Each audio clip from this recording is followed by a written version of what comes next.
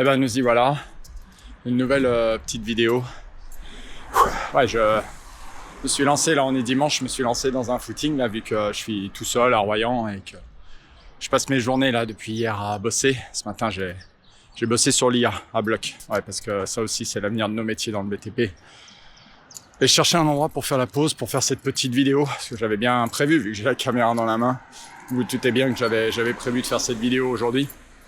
Et je trouvais que cet endroit était parfait, parce que regardez, là on retrouve un monument aux morts, des endroits qui chaque fois me renvoient à une part de mon passé, de militaire évidemment. Loin de moi l'idée d'être aussi courageux et honorable que ces gens-là.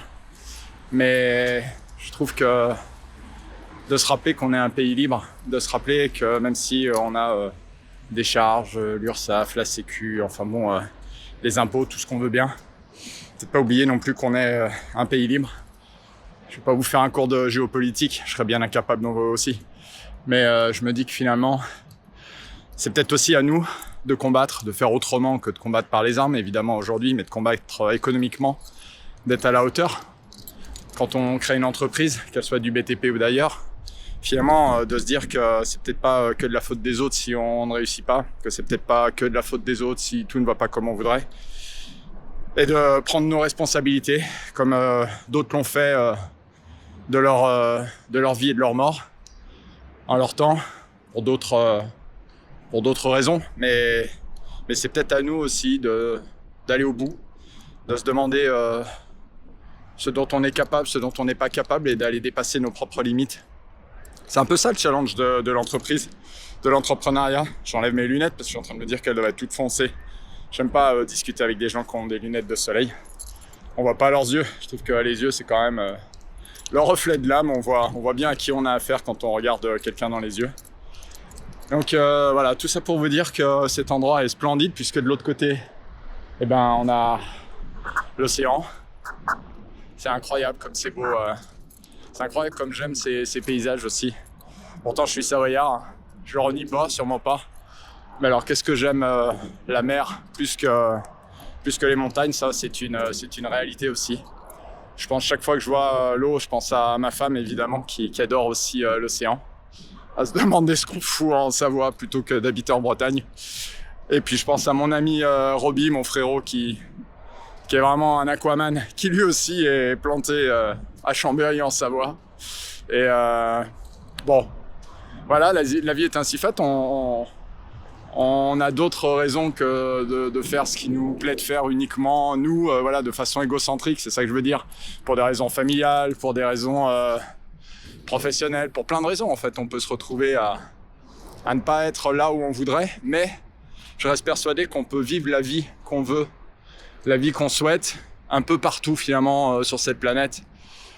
Moi j'en ai rarement parlé, mais c'est vrai que quand je suis allé à l'île Maurice faire une formation, et oui, je suis allé à l'île Maurice faire une formation, je sais choisir mes endroits de formation, j'ai passé quelques jours là-bas, 4-5 jours, et je me suis dit que je vivrais là-bas un jour, je vieillirais là-bas un jour, parce que vraiment c'est un endroit qui m'a beaucoup plu.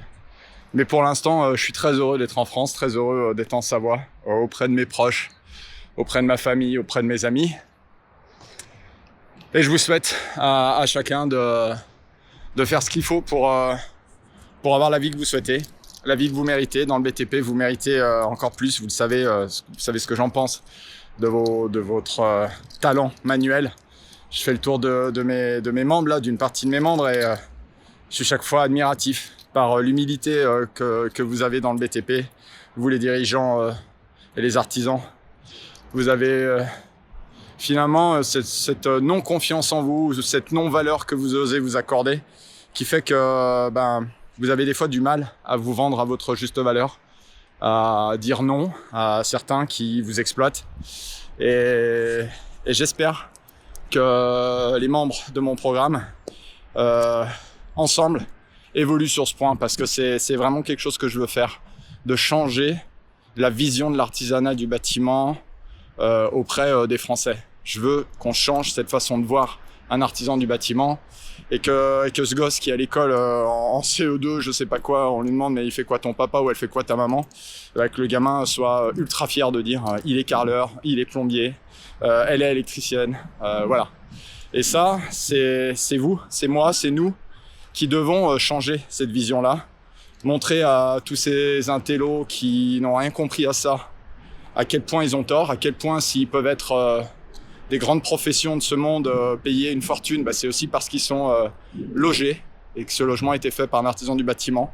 C'est parce qu'ils travaillent justement dans un établissement qui a été lui aussi construit par quelqu'un dans le monde du bâtiment et qu'en fait tout ce qui les entoure n'est que BTP. Regardez.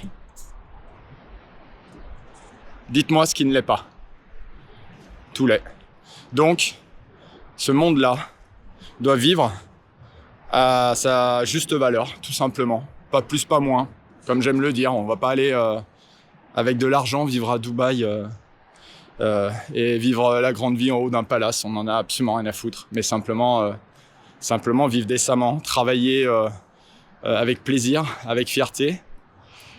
Et c'est un peu ça. C'est un peu ça que j'essaye de faire à ma juste valeur, à mon humble valeur, mais j'essaye et je ne cesserai d'essayer. Ça me fait penser à un truc. Je fais demi-tour parce que je vais quand même repartir courir. Je vais peut-être pas trop m'éloigner parce que là je suis quand même un peu oxydé. Ça va mieux là. Forcément, je vous fais une vidéo, je marche. Moins fatigué le gars.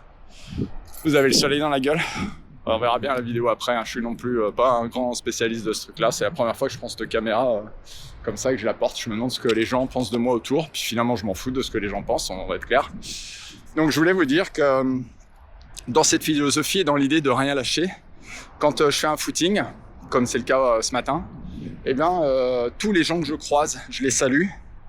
Et tous les gens que je double, je les salue aussi. Et autant vous dire que... allez, je vais vous dire 20%, mais je suis même pas sûr. Il y a 20% des gens qui me saluent en retour. Et il y a peut-être 10% qui sont surpris et qui me font un grand sourire et qui me saluent aussi.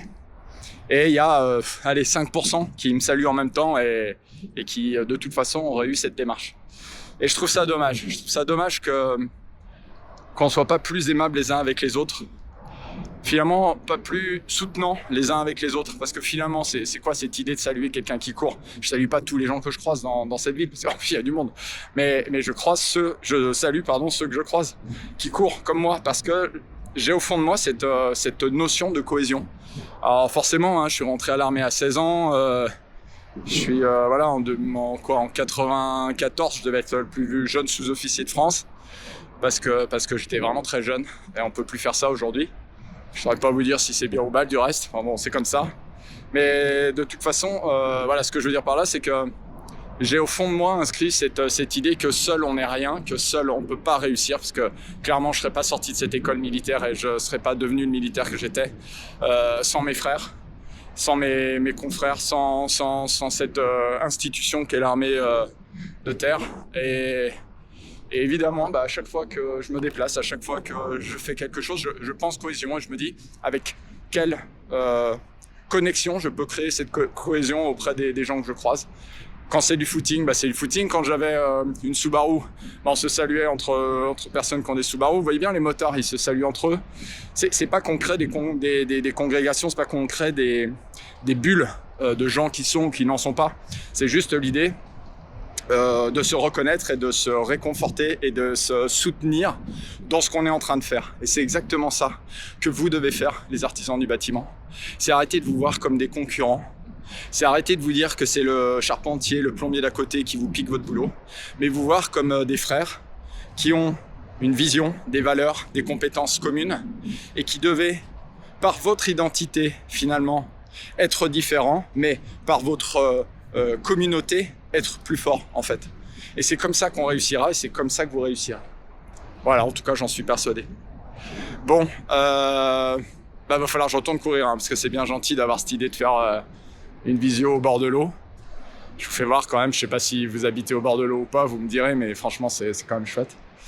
Et puis je salue mes anciens là-bas qui grâce à eux font que je peux faire ce footing tranquillos sans gilet pare-balles. Et puis je vous dis à très bientôt. Petite journée, petit dimanche tranquille pour moi. Je vais continuer à bosser sur l'IA, je vais continuer à travailler auprès des membres de mon programme. Et puis, je vous dis probablement à demain. Voilà, j'ai un peu de route. Je vous raconterai ce qui s'est passé. Allez, salut!